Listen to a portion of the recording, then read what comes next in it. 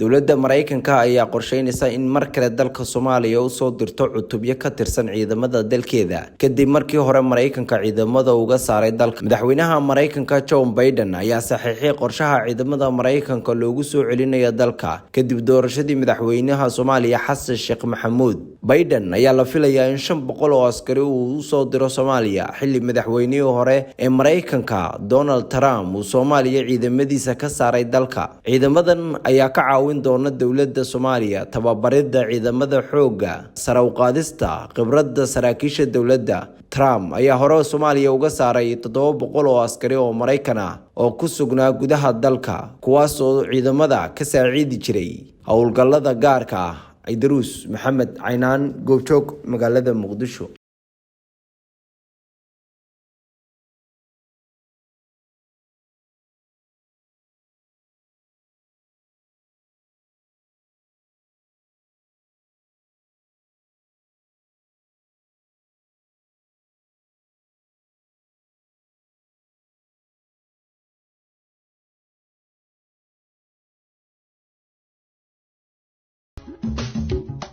Bimalo Center moolka Bimalo bari dhaweyd anoo baawur saaran waxaan meel fog ka bidhaansaday boor ay ku qoran tahay Bimalo Center. xog balaaran ma naga siin kartaa? ها moolka Bimalo oo bulshadu ay bilooyin badan sugayeen ayaa albaabada loo furay.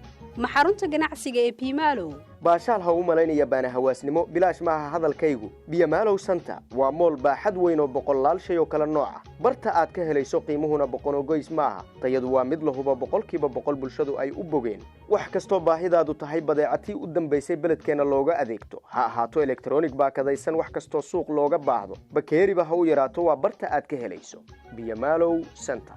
moolka Bimalo waxa uu ka kooban yahay dukaamo casri ah oo qaab heer sare ah loo qaabiyay, waxayna ku hayaan alaab tayo sare leh, maacuun noocyadeeda kala duwan. qalabka electroniga sida qasaaladaha, frinjeerka, kuukarka ama qalabka cuntada lagu kariyo iyo wax walba oo guriga lagu isticmaalo.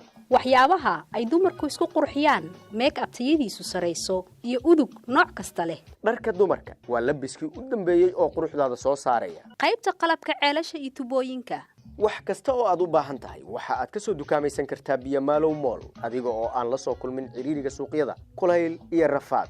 waqti badanna uusan ka lumin, qiimuhuna waa mid aan ku eriyay. Bimalo Center xarunta ganacsiga ee Bimalo barta uu ku yaalo waa afaafka hore ee suuqa Bakaaraha iyo agaarka masjidka barakaysan ee Macalin Bimalo.